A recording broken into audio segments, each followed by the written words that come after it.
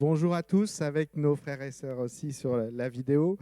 Que soyez les bienvenus dans la maison du Seigneur. Amen. Est-ce que vous êtes heureux d'être là ce matin? Oh, c'est une petite joie ça. Hein. Est-ce que vous êtes heureux d'être là ce matin? Amen. Vous pouvez vous lever avec nous si vous avez un petit peu d'énergie. Ça va nous réchauffer en plus. Hein.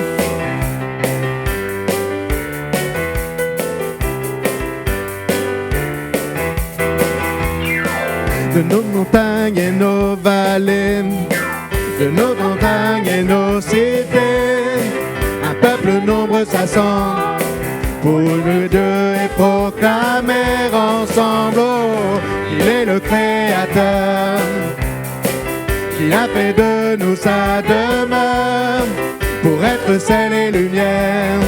Dieu nous appelle à servir sur la terre. Nous annonçons le roi. Alléluia, nous proclamons son nom sur ce pays. Nous célébrons sa gloire, nous chantons sa victoire et nous vivons les dons de son esprit. Nous annonçons le roi. Alléluia, nous proclamons son nom sur ce pays. Nous célébrons sa gloire, nous chantons sa victoire. Nous élevons le nom de Jésus-Christ. Le roi rassemble son armée, l'ennemi tremble sous nos pieds. La victoire est assurée si nous marchons unis à ses côtés. Oh, nous donne notre bouclier et sa parole notre épée. Ses armes nous sont données pour tenir ferme et pour tout supporter. Nous annonçons le roi. Alléluia, nous proclamons son nom sur ce pays. Nous célébrons sa gloire, nous chantons sa victoire et nous vivons les dons de son esprit. Nous annonçons le roi. Alléluia, nous proclamons son nom sur ce pays. Nous célébrons sa gloire, nous chantons sa victoire. Nous élevons le nom de Jésus-Christ. Le roi rassemble son armée. L'ennemi tremble sous nos pieds. La victoire est assurée si nous marchons unis à ses côtés. Oh, la foi est notre bouclier et sa parole notre épée. Ses armes nous sont données pour tenir ferme et pour tout supporter. Nous annonçons le roi. Alléluia, nous proclamons son nom sur ce pays. Nous célébrons sa gloire, nous chantons sa victoire et nous vivons des dons de son esprit. Nous annonçons le roi. Alléluia, nous élevons son nom sur ce pays. Nous célébrons sa gloire, nous chantons sa victoire. Nous élevons le nom de Jésus-Christ. Nous annonçons le roi. Alléluia, nous annonçons son nom sur ce pays. Nous célébrons sa gloire, nous chantons sa victoire et nous vivons des dons de son esprit. Nous annonçons le roi. Alléluia, nous proclamons son nom sur ce pays. Nous célébrons sa gloire, nous chantons sa victoire et nous élevons le nom de Jésus-Christ. Nous célébrons sa gloire, nous chantons sa victoire, nous élevons le nom de Jésus-Christ. Amen.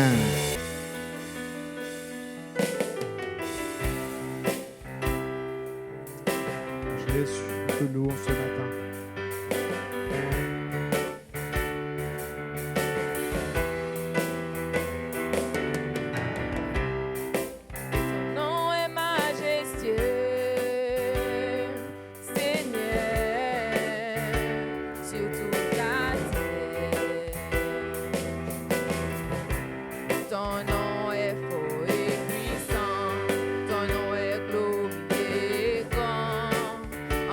Nous sommes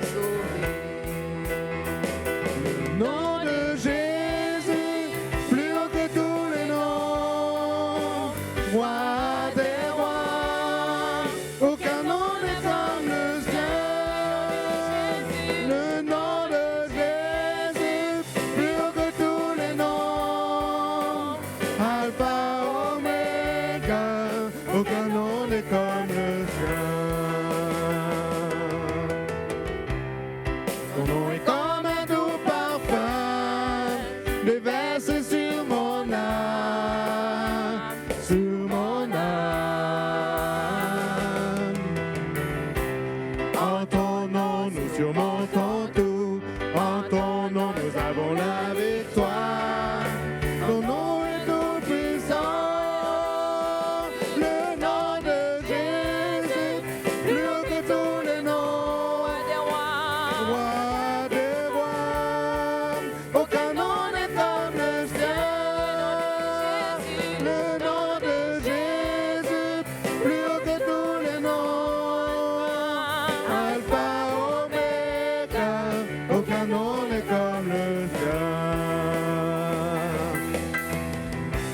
Aucun autre Dieu n'a vaincu la mort que Jésus-Christ le ressuscité. Nous l'élevons plus haut. En son nom, tout genou fléchit. En son nom, tout homme est sauvé. Nous invoquons son nom.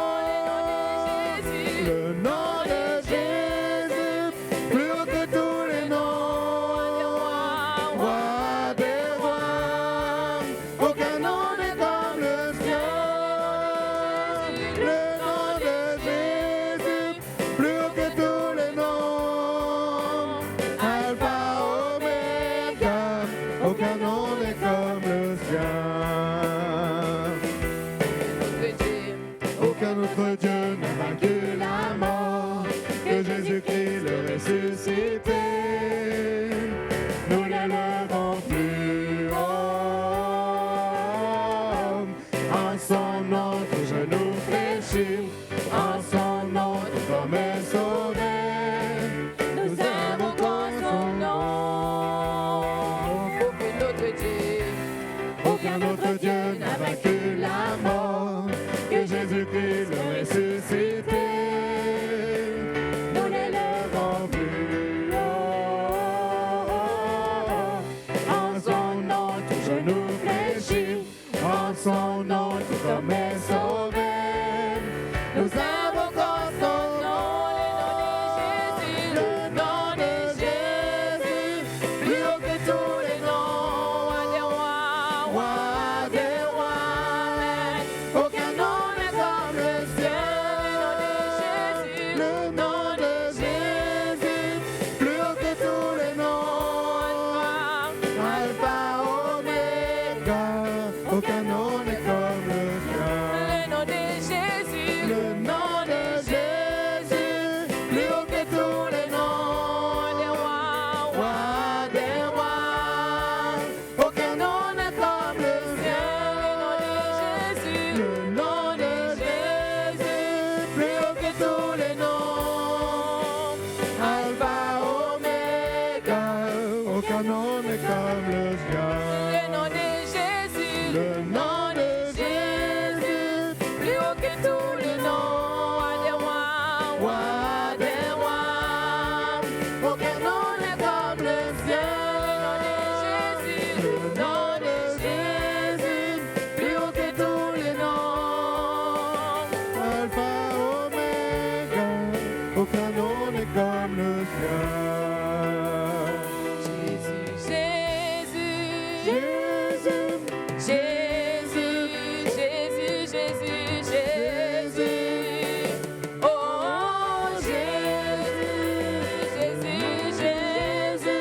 Chantez-le,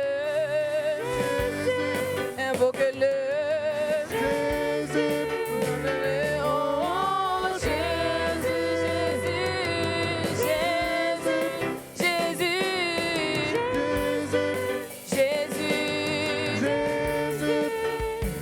Oh Jésus, chantez-le, invoquez-le. Oh, chantez-le, oh Jésus,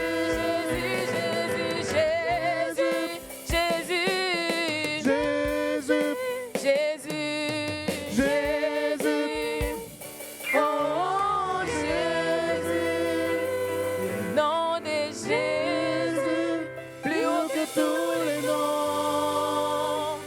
Wow.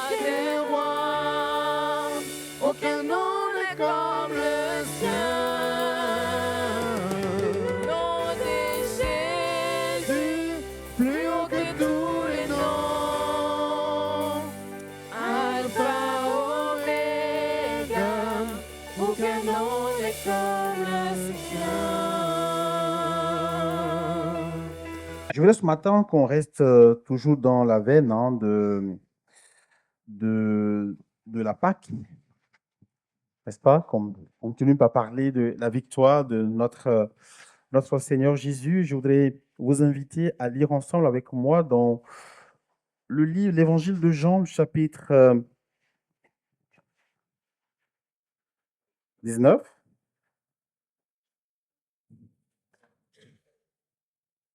À partir du verset 28 jusqu'au verset 30. Donc, Jean chapitre 19, 28 à 30. Après cela, Jésus qui savait que tout était déjà accompli, dit, afin que l'écriture se réalise pleinement, j'ai soif. Il y avait là un vase plein de vinaigre. Les soldats en remplirent une éponge, la fixaient à une branche d'hysope et l'approchèrent de sa bouche. Au verset 30, quand Jésus eut pris le vinaigre, il dit, tout est accompli. Puis il baissa la tête et rendit l'esprit. Seigneur, ta parole est la vérité. C'est elle qui nous conduit, c'est elle qui nous délivre, c'est elle qui nous affranchit. Et je te prie que tu viennes encore nous parler ce matin, que tu parles à nos cœurs, que, Seigneur, les paroles que je vais prononcer au-delà des simples paroles, que ce soit ton esprit qui les utilise pour bénir encore. Merci pour ce que tu vas faire et parle à tes enfants au nom de Jésus. Amen. Et j'ai intitulé ma méditation de ce matin, tout est accompli. Amen. C'est pas moi qui le dis, c'est le Seigneur qui le dit, tout est accompli. Il y a de ces paroles qui marquent l'histoire. Et parmi ces paroles, telles que nous venons d'entendre, tout est accompli, en fait partie, c'est, je dirais, la dernière parole telle que Jean nous le présente, la dernière parole que prononce Jésus avant de partir, avant sa mort. Et vous et moi, vous êtes d'accord que les dernières paroles de quelqu'un qu'on aime sont des paroles importantes. Non? Imaginez quand vous avez quelqu'un que vous aimez, un père, une mère, que vous avez eu la grâce d'accompagner jusqu'à ces derniers jours et son dernier souffle et qui vous laisse une parole. Ça, c'est ma dernière parole. C'est une parole précieuse, une parole qu'on chérit dans son cœur, une parole qu'on garde jalousement dans son cœur, une parole qui peut même transformer entièrement notre vie, nous fait changer de trajectoire. Et je pense que la parole, ou la dernière parole de Jésus, en nous disant tout est accompli, il veut que nous puissions garder une image de l'œuvre qu'il est venu accomplir dans le monde, de l'œuvre de la croix, en tout cas de tous ces événements que ses disciples ont pu vivre, que nous l'avons lu dans sa parole. Il veut que nous puissions retenir quelque chose de très, très important à travers cette parole qu'il laisse. Et ce matin, le but de ma prédication, c'est que nous puissions comprendre un peu ce que Jésus veut dire par tout est accompli. Amen. Et qu'est-ce que cela a comme conséquence pour chacun d'entre nous, que nous puissions, cette dernière parole que Jésus va lâcher, qu'est-ce que cela a pour conséquence pour chacun d'entre nous? La première des choses, je pense que le Seigneur veut que nous puissions voir son œuvre à la croix comme un accomplissement. Une œuvre parfaitement accomplie. Et quand on parle d'un accomplissement, ça veut dire que ce n'est pas un hasard. Vous êtes d'accord avec moi? Quand j'accomplis quelque chose, quand j'arrive à l'aboutissement de quelque chose, ça veut dire que c'est un objectif qui a été atteint. Ce n'est pas le fruit d'un hasard, ce n'est pas quelque chose qui s'est fait simplement par la volonté des hommes, c'est quelque chose qui a été planifié depuis des siècles. Et effectivement, quand nous lisons dans la parole de Dieu, on voit que déjà dans le jardin d'Éden, dès que l'homme et la femme, Adam et Ève, ont péché, Dieu a déjà mis en route le plan de rédemption. Dans Genèse chapitre 3, verset 15, Dieu va dire qu'il il va faire la promesse d'envoyer quelqu'un qui va remporter la victoire sur le péché. La promesse d'un sauveur, la promesse de quelqu'un qui va apporter la rédemption. Et donc, ce processus est enclenché dès que Dieu a su que l'homme et la femme ont désobéi et ont commis le péché. Et on voit que dans toute la Bible, on va voir que ce processus va prendre forme. Dieu va se choisir un homme, Abraham. Ensuite, cet homme va devenir un peuple. Dieu a un plan pour ce peuple. Et par le parcours de tout ce peuple, il permet à ce que vienne au monde, finalement, un fils, Jésus. Amen. Et Jésus va vivre pendant ces quelques années avec ses disciples, avec ses contemporains. Et finalement, il meurt à la croix. En tout cas, il est crucifié. Et il va déclarer que l'objectif est atteint. Ceux qui étaient autour de lui n'avaient pas la même vision, en tout cas que lui, de ce qu'il était en train d'accomplir. Ceux qui le crucifiaient voyaient un échec, parce que mourir, quand même, c'est loin d'être une victoire quand on meurt. Et surtout quand on meurt à la croix. La mort à la croix, c'était de l'ignominie. La mort à la croix, c'est la plus grande honte qu'on pouvait infliger à une personne à l'époque. Et donc, ceux qui le crucifiaient étaient en train de voir quelqu'un qui était en train de mourir, un échec. D'ailleurs, en lui donnant du vinaigre pour qu'il puisse boire, c'était une façon de se moquer de lui. Vous êtes d'accord avec moi? Ses disciples aussi en voyaient une forme d'échec. Eux qui pensaient avoir un maître, quelqu'un qui allait les conduire, qui allait marcher avec eux, alors ils se retrouvent à un moment où le maître est crucifié à la croix.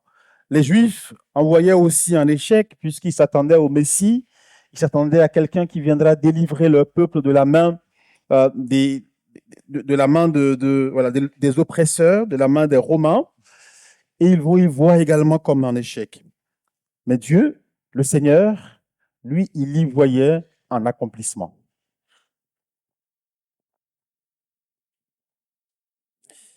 Un accomplissement du plan de Dieu, du projet de Dieu. C'est pour ça que l'apôtre Paul nous demande de regarder la mort de Christ à la croix comme étant une victoire. Amen. Un accomplissement du plan de Dieu, un accomplissement de la promesse de Dieu, un accomplissement de ce que Dieu a établi depuis des siècles, depuis des années. D'ailleurs, dans les évangiles, on voit qu'il y a de nombreuses personnes qui attendaient en ce jour. En tout cas, pas voir un Messie mourir peut-être à la croix, mais ils attendaient le Rédempteur. Ils attendaient quelqu'un qui allait venir pour sauver le peuple de Dieu. À la croix, Jésus dit que tout est accompli, tout ce que Dieu a planifié a été réalisé.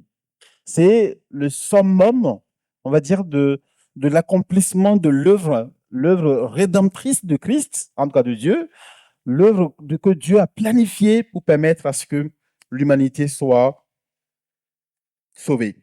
Premièrement, il n'y a rien n'a été laissé au hasard. Et deuxièmement, on peut dire que rien n'a été oublié. Tout est parfaitement achevé. Amen. Et pour ceux qui ont l'habitude de l'Ancien Testament, que ce soit avec Ésaïe qui avait déjà prophétisé, on voit dans l'accomplissement de tout ce que Jésus a fait que les œuvres de Dieu étaient accomplies. Deuxième chose qu'il faut peut-être retenir, que Jésus veut qu'on retienne, c'est que qu'est-ce qui a déclenché en fait ce processus de rédemption? C'est le péché. Amen. Quand Adam et Ève étaient dans le jardin et qu'il n'y avait aucun problème, il n'était pas question de mettre en place en route un plan de rédemption. Et donc, Jésus montre que ce qui a déclenché le plan de rédemption, lui aussi, la dette a été payée. C'est-à-dire que la dette du péché a été payée. Le péché avait un prix. L'apôtre Paul, d'ailleurs, nous rappelle dans Romains, chapitre 6, verset 23, il dit que le salaire du péché, c'est la mort. C'est-à-dire que quand on a péché, nous tous, on était destinés à la mort. Et de quelle mort s'agit-il? Ce n'est pas une mort physique, puisque nous allons encore tous mourir aujourd'hui. Ah, ce n'était pas une bonne nouvelle. On n'est pas éternel, bien-aimés dans le Seigneur. On va mourir un jour. On va quitter ce monde. Mais en fait, la mort dont il était question, c'était la séparation d'avec Dieu. Le péché nous sépare d'avec Dieu. Le péché a séparé l'humanité d'avec Dieu et l'atmosphère, l'ambiance qui était dans le jardin d'Éden entre Adam et Ève et Dieu, où ils pouvaient être dans la communion, la désobéissance est venue les séparer. Ils ne pouvaient plus être en relation, on va dire, avec le Seigneur et il fallait qu'ils meurent. En tout cas, ils étaient déjà morts, parce que c'est ce que le Seigneur leur a dit. Il dit, si vous touchez à ce fruit, vous allez mourir. Et Satan a dit, mais quand vous allez toucher, vous n'allez pas mourir. Vous allez connaître. Effectivement, quand ils ont touché, ils sont morts. Ils ne sont pas morts physiquement, mais ils n'ont plus la possibilité de pouvoir avoir cette relation avec le Seigneur. Et donc, par l'œuvre que Christ a accomplie à la croix, il vient payer la dette du péché pour permettre à ce que désormais l'être humain puisse encore rentrer dans la présence de Dieu. Il a payé une dette qu'il ne devait pas, bien évidemment, puisque Jésus a marché sans péché, on dit la Bible. Amen. Donc, ce n'est pas lui qui devait, c'est nous qui devions. C'est nous qui sommes des pécheurs. Il a pris notre mort, il a pris la mort du pécheur pour aller à la croix. D'ailleurs, c'est la pédagogie que Dieu enseignait aux enfants d'Israël depuis des siècles. Tout simplement parce qu'ils devaient offrir un sacrifice quand ils avaient péché. On est tous au courant de ça. Quand on lit le livre de Lévitique, on voit qu'ils doivent offrir un sacrifice, offrir un animal, le sang d'un animal, quand ils avaient péché. Et chaque année, il y avait le sacrifice de l'agneau pascal également, pour leur permettre tout simplement de pouvoir demander le pardon de leurs péchés. Et Jésus, et par en tout cas, cet acte que Dieu avait mis dans l'Ancien Testament, c'était plutôt quelque chose, un enseignement, en tout cas pour qu'il leur donnait, pour qu'ils puissent comprendre quelqu'un peut mourir à la place de quelqu'un d'autre. Ça s'appelle la substitution. C'est-à-dire que c'est moi qui ai péché et c'est un animal qui meurt à ma place. Amen. Et Dieu voulait par cette image leur montrer qu'un jour viendra quelqu'un qui va mourir une fois pour toutes. La pédagogie a duré peut-être des siècles, mais pour que le peuple de Dieu, le peuple d'Israël puisse comprendre qu'effectivement la notion de la substitution, amen, c'est quelque chose qui venait de Dieu. Et donc quand Jésus meurt, il paye le prix du péché. Et il nous permet, nous, d'être libres. Il a effacé, dit Colossiens, l'acte dont les ordonnances nous condamnaient. Et tout est accompli signifie que la dette est annulée et que ton passé est effacé et que maintenant tu es libre, comme on le rappelait dimanche dernier. Amen. Troisième chose, je reviendrai sur l'application tout à l'heure, mais troisième chose, c'est que enseignement que Jésus voudrait nous communiquer, non seulement le péché, en tout cas, est vaincu, mais que la puissance du péché même est brisée. C'est-à-dire que le péché du passé, ce qui nous condamnait et qui nous empêchait d'être dans la présence de Dieu, il a payé le prix pour que nous puissions être à la présence de Dieu, mais aussi il nous donne la puissance. Il a brisé le péché. La croix n'a pas seulement pardonné, mais à la croix, Jésus donne la puissance de pouvoir briser le pouvoir et la force du péché. Amen. La Bible dit dans Jean chapitre 8, verset 38, que si le Fils vous affranchit, vous serez réellement libre. Et donc, l'œuvre de Christ à la croix nous permet, nous transmet la possibilité non seulement d'être pardonnés par nos péchés, en tout cas que nos péchés soient pardonnés, mais aussi la possibilité d'être libre du péché. Libre vis-à-vis du péché. Cela veut dire simplement que nous ne sommes plus esclaves du péché, que nous ne sommes plus forcément prisonniers de nos habitudes, que nous ne sommes plus définitivement condamnés par notre passé, mais bien au contraire, nous avons le pouvoir. D'ailleurs, je pense que la vie chrétienne, c'est vraiment une vie de liberté. Amen. Mais on est libre pour pouvoir choisir.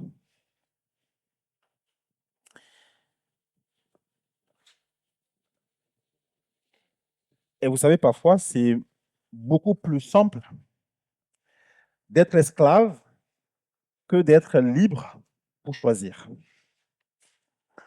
Parce que quand on est esclave, on ne choisit pas. Vous êtes d'accord avec moi?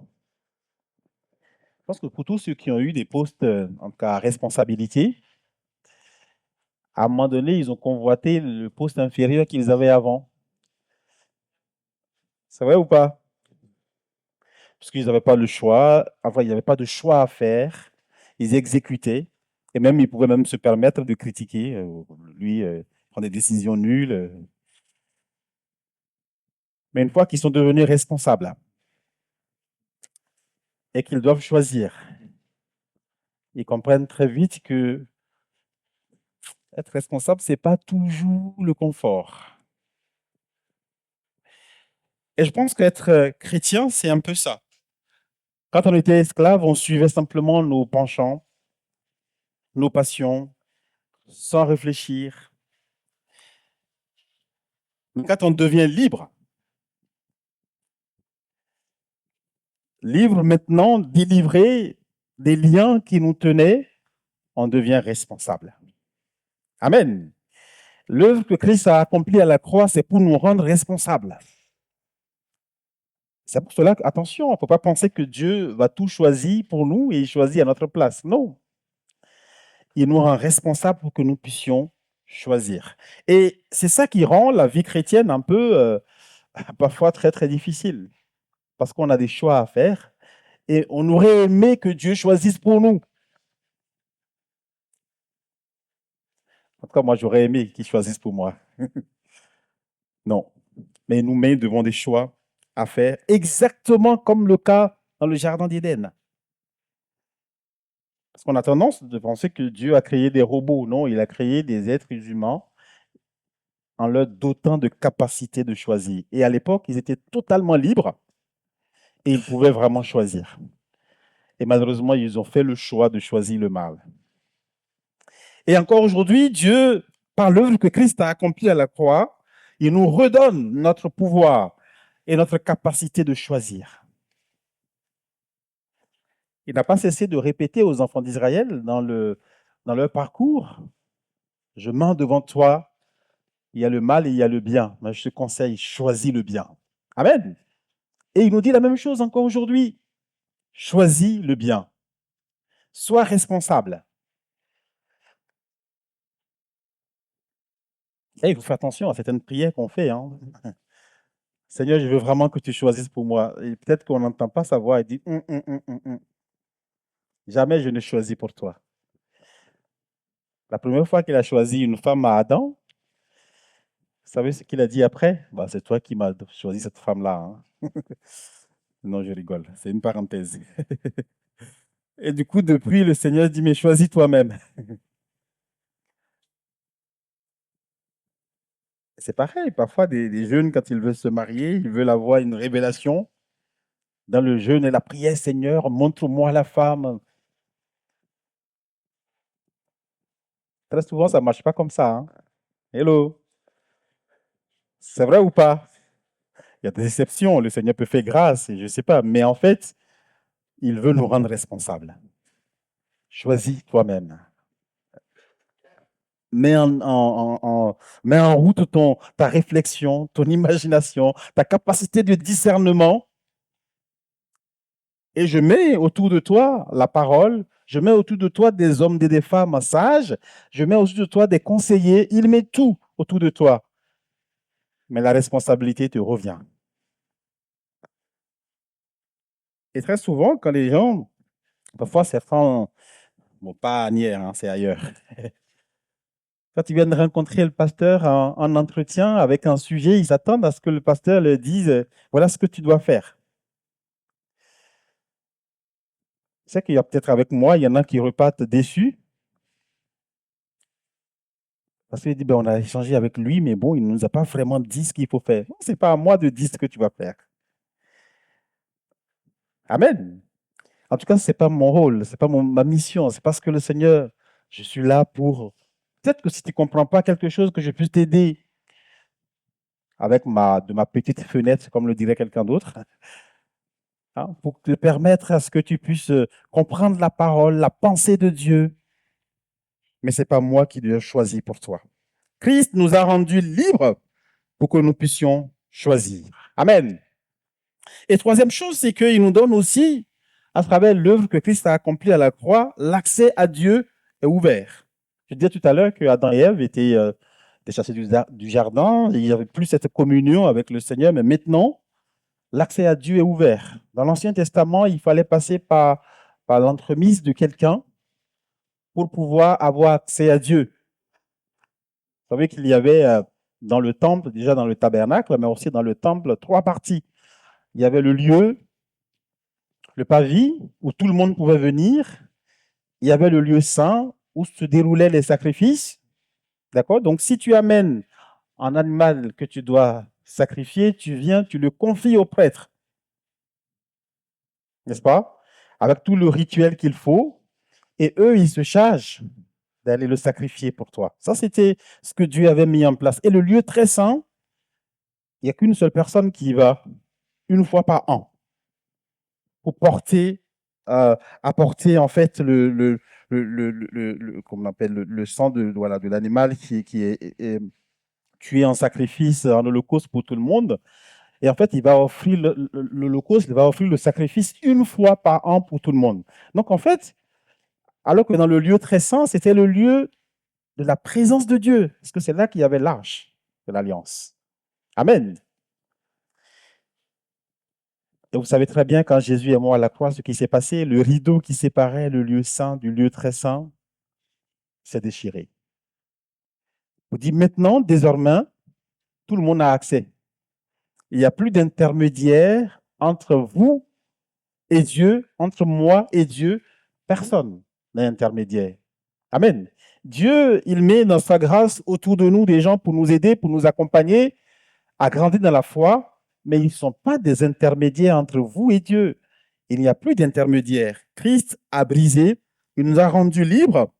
Le voile s'est déchiré, Matthieu 27, 51. Le voile s'est déchiré pour nous permettre d'avoir directement accès au Père. Amen. Mais qu'est-ce que nous faisons de cet accès? Est-ce que nous saisissons l'occasion de pouvoir aller dans la présence de Dieu régulièrement? Ou est-ce que simplement nous y allons de manière totalement irrégulière? En tout cas, la bonne nouvelle pour l'œuvre que Christ a accomplie à la croix, c'est que tout le monde peut s'approcher de Dieu. Tu peux prier librement. Amen. C'est pour ça que dans nos cultes, parce que je le dis parfois pour des personnes qui arrivent peut-être pour la première fois et qui, dans nos cultes, les gens peuvent prier librement. Parce que je ne suis pas plus proche de Dieu que vous. Amen. Si vous priez, Dieu entend. Et si je prie, aussi Dieu entend. Dieu, il donne cet accès, il permet à ce qu'on soit libre, qu'on puisse venir dans sa présence, et tu peux avoir une relation directe avec lui. On n'a pas besoin de passer par un intermédiaire, une personne interposée. C'est vrai. Le piège dans tout ça, c'est parce que Dieu, il n'est pas visible, on ne le voit pas. Et donc, l'être humain est rassuré quand il peut passer par une intermédiaire. Mais c'est nous qui sommes, c'est juste l'être humain qui est rassuré. Mais en fait, on n'en a pas besoin. Amen. Ma prière n'est pas plus importante que la vôtre. Et d'ailleurs, c'est ce que Jésus enseignait en parlant du lieu secret. Il dit, si tu veux prier, rentre dans ta chambre, dans le lieu secret, parce que ton Père, il est là. Le Seigneur, il est partout. Il est dans le lieu secret, il est dans le métro, il est dans notre chambre, Il est partout. On peut rentrer en relation avec lui partout où on se met. Quelle grâce! Imaginez un seul instant si vous pouvez rentrer en relation avec les autorités, je ne vais pas appeler de nom, mais les autorités de notre pays. Peut-être que vous avez des doléances dans votre cœur, des choses que vous aimeriez porter vers les autorités, mais en fait, vous n'avez pas le canal qu'il faut. Imaginez que vous avez la possibilité d'être en présence, tête à tête, et discuter. Qu'est-ce que vous allez demander?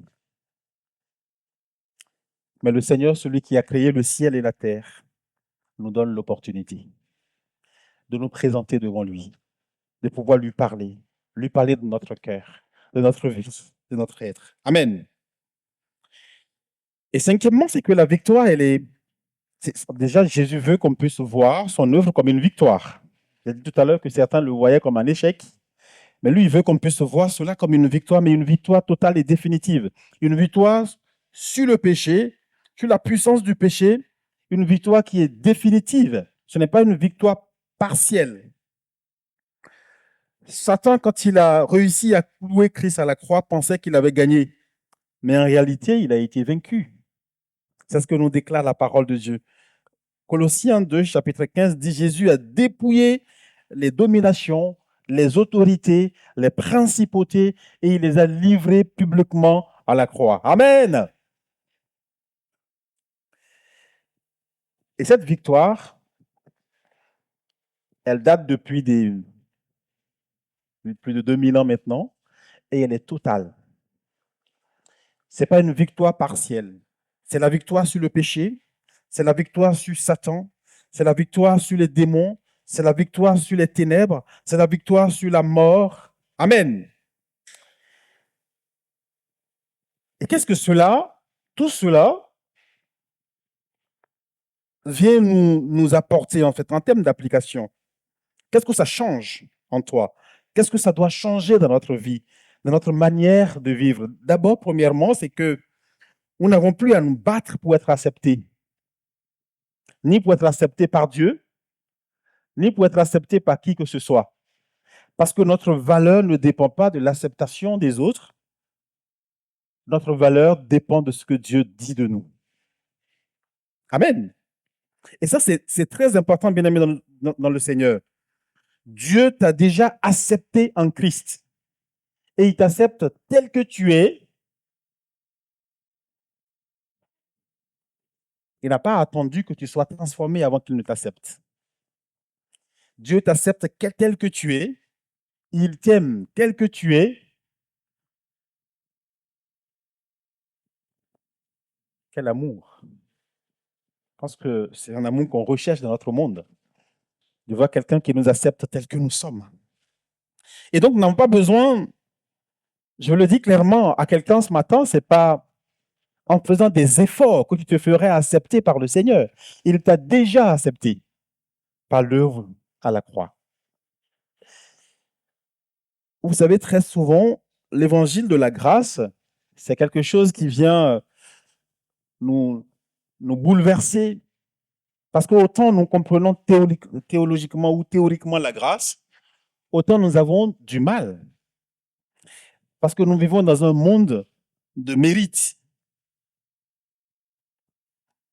Nous avons été biberonnés en fait à la méritocratie.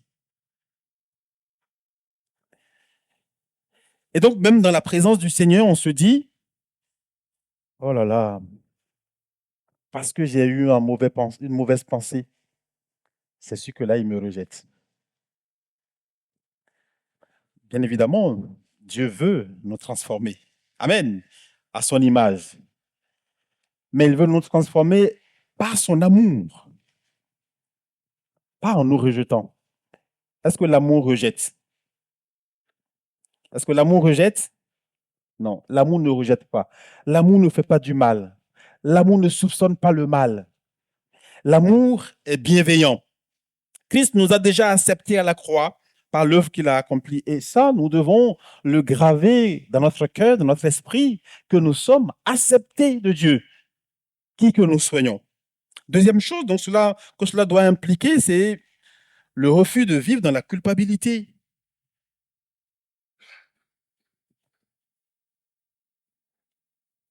Ce que le Seigneur nous demande, c'est va et ne pêche plus.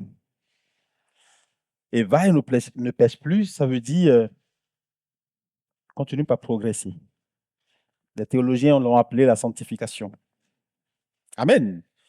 Va et ne pêche plus. Continue pas progresser. Tes péchés te sont pardonnés. Nous ne sommes pas les conséquences, on va dire, de nos péchés passés.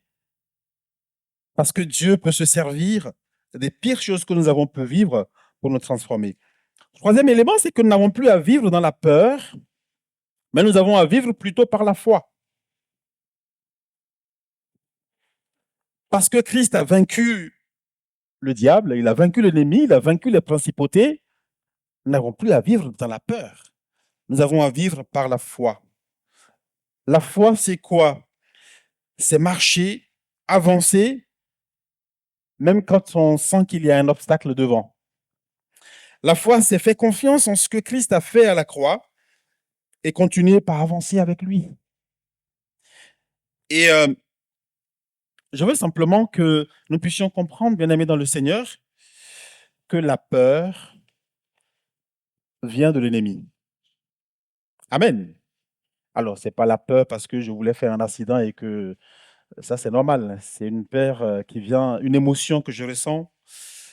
Mais la peur qui me terrifie, la peur du lendemain, la peur d'échouer, la peur de perdre mon mariage, la peur, vivre dans la peur, ça vient de l'ennemi. Cette hantise où l'ennemi ne veut pas que nous soyons dans la paix, dans la confiance. Et enfin, l'œuvre que Christ à la croix nous permet de pouvoir être quelqu'un de libre, comme je l'ai dit tout à l'heure. La conséquence, nous devons être réellement des hommes et des femmes libres, pas des esclaves. Jésus ne nous a pas sauvés pour que nous puissions redevenir des esclaves. Vous savez, il y a beaucoup de chrétiens qui sont encore qui sont sortis de l'esclavage, peut-être de l'ennemi, pour tomber dans une autre forme d'esclavage. Dieu ne nous a pas sauvés pour être esclaves, esclaves d'un pasteur, esclaves de quelqu'un, même si quel que soit son niveau spirituel, il ne nous a pas sauvés pour être esclaves. Amen. C'est qu'il y a des milieux où c'est le pasteur qui détient la carte bleue des chrétiens pour les aider à ne pas trop dépenser leur argent. N'est-ce pas? Parce que lui, il a toute la sagesse nécessaire en comptabilité, gestion, tout ce que vous voulez. Ça lui est descendu par l'esprit.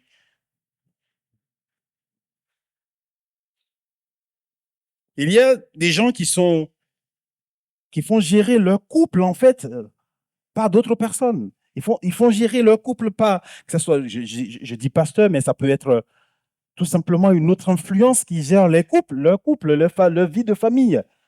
Mais ce n'est pas possible. Ce n'est pas pour ça que Christ vous a libéré. Ce n'est pas pour que vous soyez esclave de quelqu'un d'autre.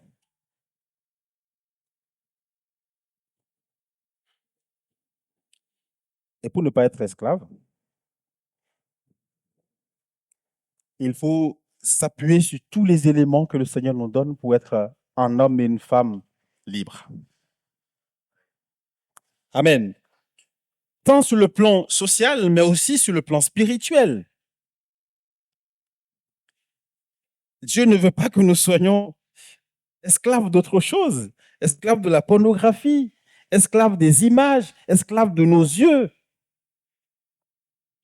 Il veut que nous soyons des hommes libres, capables de dire, ça, cette image, je ne veux pas la regarder. Et je ne la regarde pas. Amen. Que nous soyons libres de dire ça, la société me propose telle chose, mais ça ne me convient pas. Parce que je ne veux pas me détruire. Non seulement je ne veux pas me détruire, mais surtout que je suis libre pour obéir à quelqu'un. Je vous l'ai dit la dernière fois que la liberté n'a de sens que lorsqu'elle est encadrée. Amen.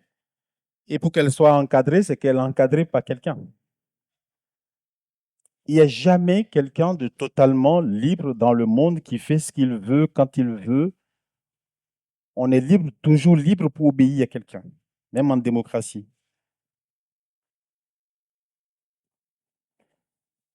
La liberté chrétienne, c'est être libre pour obéir à Dieu. Et quel plaisir lorsqu'on obéit à Dieu. Parce que lui, il est le créateur du ciel et de la terre. Il connaît toutes choses. Et quand on lui obéit, c'est un plaisir. C'est un bonheur. Ça nous permet de nous sentir réellement libres et de ne pas être esclaves. Mais aussi, ça nous permet d'aller bien. Amen. C'est par ta grâce que nous venons nous présenter devant toi, non par nos forces ou nos efforts, mais par le sang de l'agneau. Tu nous appelles auprès de toi, Seigneur, nous voici.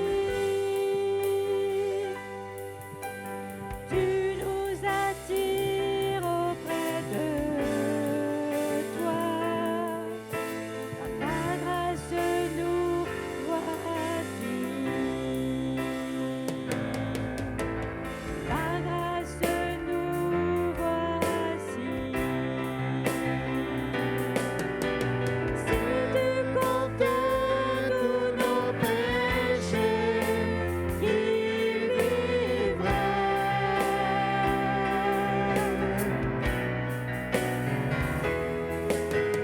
Mais nous entrons purifiés par le sang de l'agneau.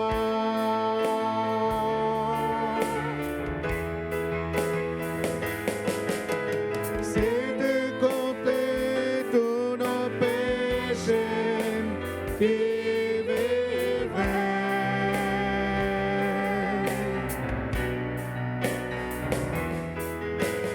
Mais nous entrons purifiés par le sang de l'agneau.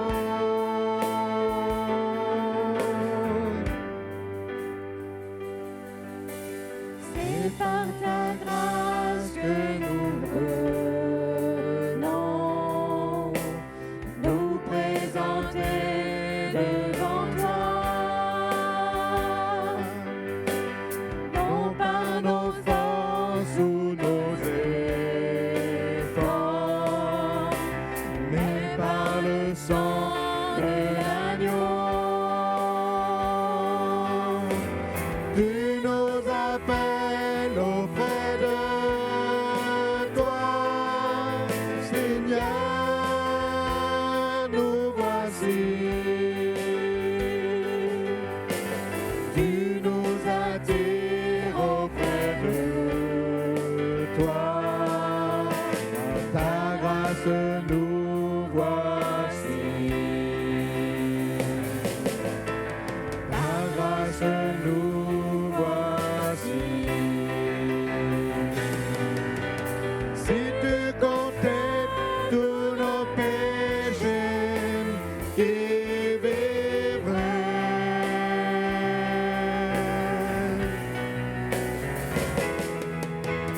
Mais nous rentrons purifiés par le sang de l'agneau.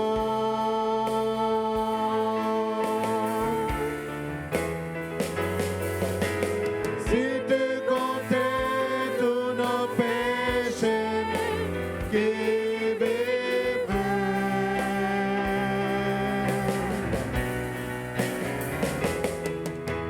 Mais nous entrons purifiés par le sang de l'agneau.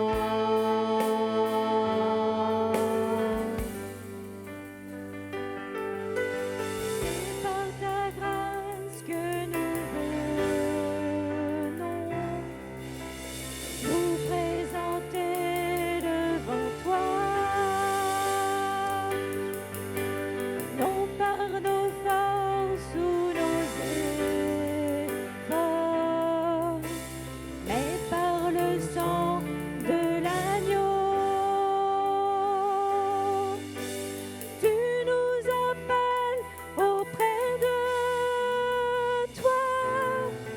Seigneur, nous voici. Tu nous attires auprès de toi. Par ta grâce, nous voici. Par grâce, nous voici. Par grâce, nous voici. Par grâce, nous voici. C'est pour ta grâce, Seigneur. Me voici,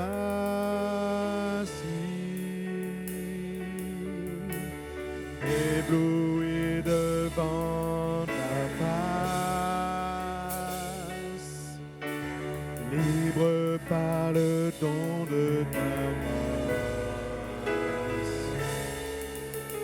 Me voici, être plein d'indignité, mais par la foi justifié. J'ai trouvé l'amour incomparable. Car tu t'es débrouillé pour te terminer. Je chante majesté, majesté, majesté, majesté. Ta grâce m'a trouvé tel que je suis, sans valeur, mais pour toi, perle de prix. Je chante majesté, majesté. Je loue sa majesté.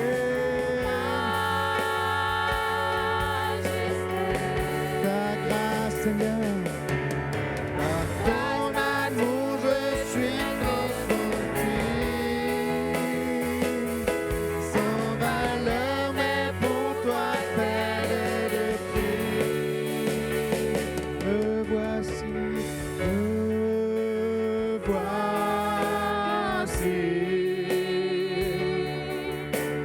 ébloui devant ton amour. J'accorde le pardon en retour. Me voici,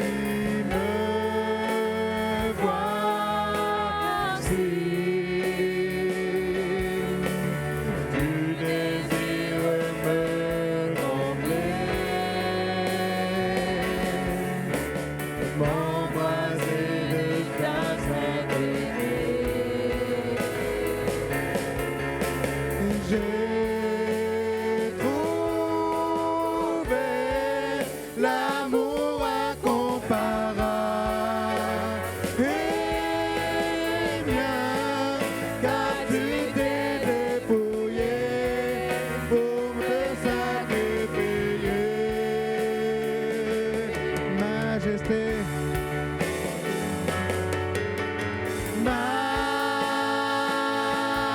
majesté, majesté, majesté. Ta grâce m'a trouvé tel que je suis, sans valeur, mais pour toi, perle de prix. Je chante majesté, majesté, majesté.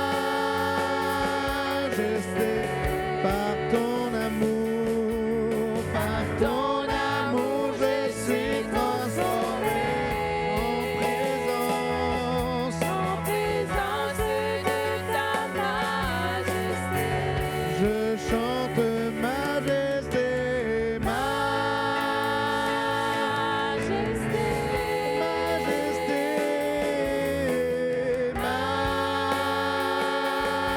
majesté. Ta grâce, Seigneur, ta grâce m'a trouvé tel que je suis, sans valeur, mais pour toi. Je chante majesté, majesté, majesté, majesté. Par ton amour, je suis transformé. En présence de ta majesté. par ton amour, je suis transformé. En présence, Seigneur. En présence de ta majesté. Par ton amour, je suis transformé. dans ta présence. En présence de ta Alléluia. majesté. Dernière fois. Par ton amour, je suis transformé. dans ta présence, Seigneur. En présence de ta majesté. Alléluia. Merci de ce que tu agis encore ce matin dans nos cœurs. Merci de ce que tu nous transformes encore ce matin. Merci de ce que tu nous sanctifies ce matin. Merci parce que tu avais des bénédictions pour nous ce matin.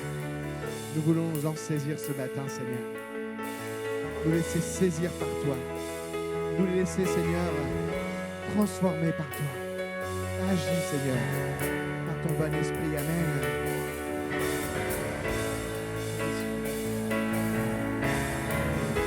Oh Jésus.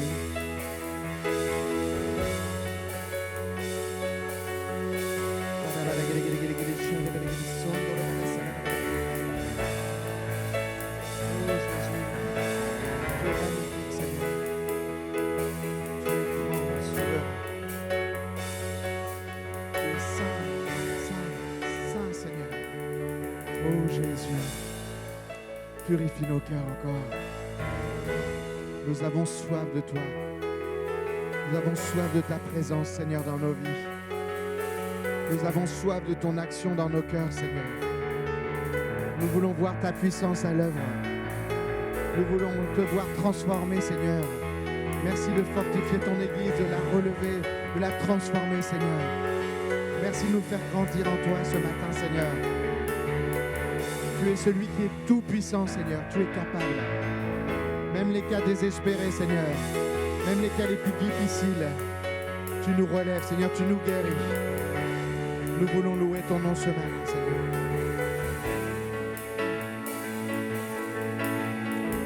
Oh Jésus.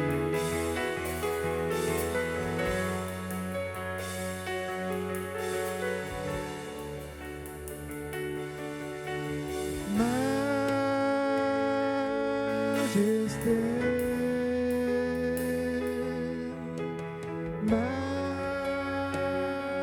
majesté, ta grâce m'a trouvé quel que je suis,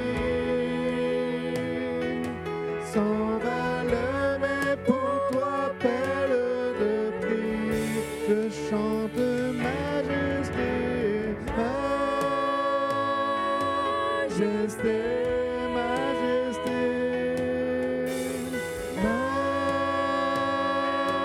majesté. Par ton amour, je suis transformé en présence de ta majesté. Alléluia, Jésus. Alléluia. Nous restons dans ce temps de recueillement, hein. Et j'inviterai nos frères et sœurs qui ont été désignés pour ramasser les offrandes à bien vouloir s'approcher simplement, s'il vous plaît. Il y aura, pour rappel, 2 passages ce matin, comme d'ordinaire tous les 2e dimanches du mois. Premier passage pour les offrandes classiques, entre guillemets, Et le deuxième passage pour le projet de local. Donc, on va dire classique, les bannettes rouges. Le projet de local, les bannettes bleues, si vous le voulez bien. Et je demanderai à une de nos sœurs si elle veut bien présenter les offrandes au Seigneur, s'il vous plaît. Est-ce que Brigitte, tu veux bien, s'il te plaît? Merci.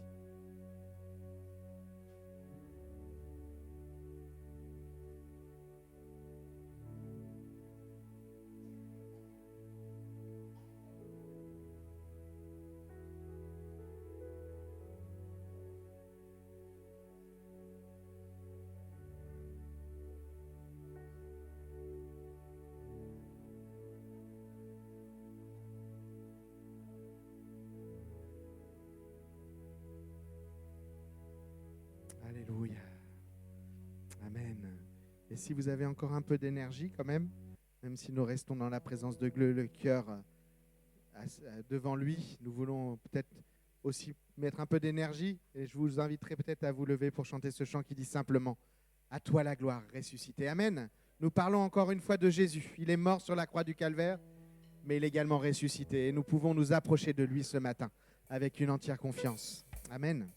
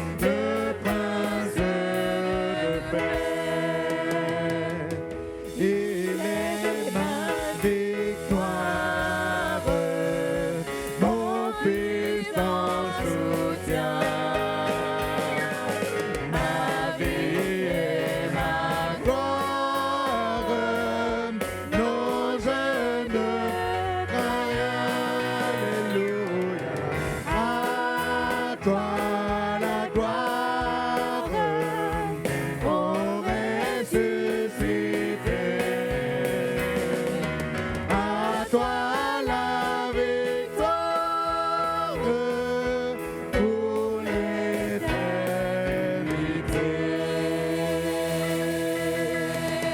Amen. Gloire au Seigneur. Que son nom soit encore béni ce matin.